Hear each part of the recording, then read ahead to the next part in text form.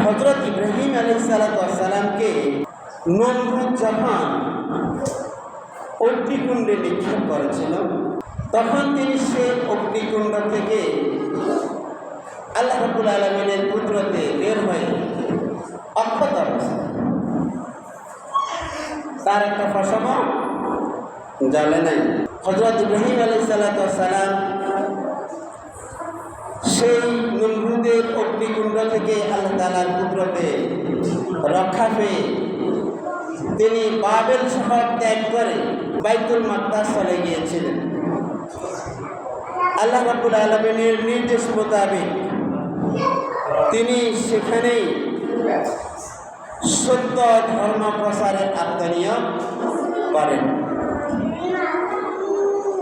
দীর্ঘদিন তিনি বাইতুল মাকদাসে দিন প্রচারের পর তিনি দিন প্রচারের জন্য হারাম শহরে গিয়েছেন। হারাম শহরে যাওয়ার পরে একদা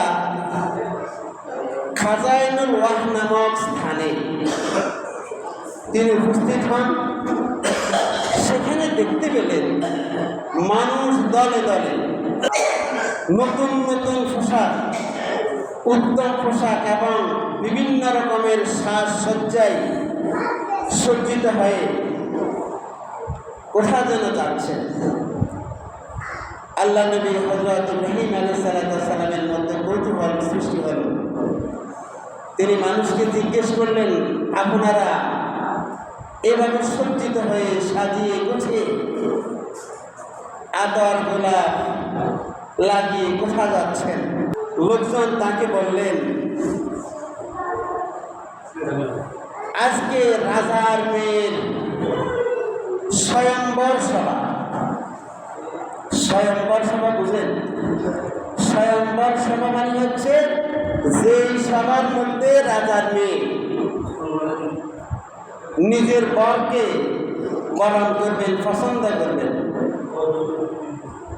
নবীদের কাজ ছিল যেখানে মানুষ সমবেত হতো সেখানে তারা চলে যেত, গিয়ে তারা সেখানেই দ্বীনের প্রচার করতেন। ইব্রাহিম আলাইহিস সালাম তখন সেই লোকগুলোর সাথী হয়ে গেল। তাদের সাথে তিনি রাজকন্যার স্বয়ম্বর অনুষ্ঠানে উপস্থিত হয়ে গিয়েছেন। সবাই উপস্থিত হয়েছে, রাজরাজন্য, রাজপুত্র, সুন্দর সুপুরুষ, সুঠাম দেহের অধিকারী যুবকেরা। যথাসময়ে উপস্থিত হল শাহজাদা। শাহজাদা উপস্থিত হয়ে একে একে সকলের পরিচয় জানল, কিন্তু কাউকেই শাহজাদার মনোভূত হল না। অবশেষে শাহজাদার দৃষ্টি গেল এক কর্নারে একটি যুবক বসে আছে। তিনি হলেন হযরত ইব্রাহিম আলাইহিস সালাম। শাহজাদা ইব্রাহিম আলাইহিস সালামের কাছে এগিয়ে গেলেন। এগিয়ে গিয়ে হযরত ইব্রাহিম আলাইহিস সালামের পরিচয় জিজ্ঞেস করলেন। হযরত ইব্রাহিম আলাইহিস সালাম পরিচয় দিলেন, আমার নাম ইব্রাহিম, আমার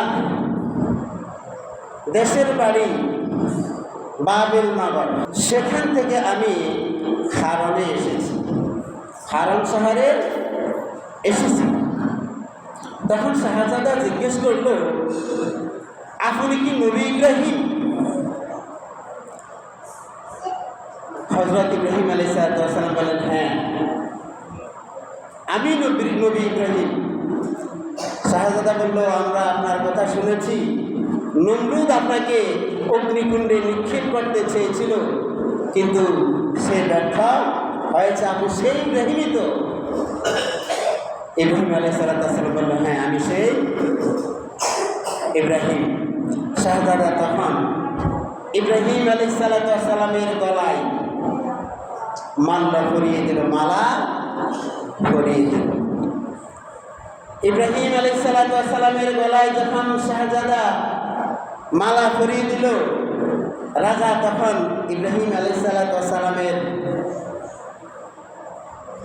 সামনে চলে গেল, গিয়ে ইব্রাহিম আলাইহিসসালামকে দুই নয়ন ভরে দেখল।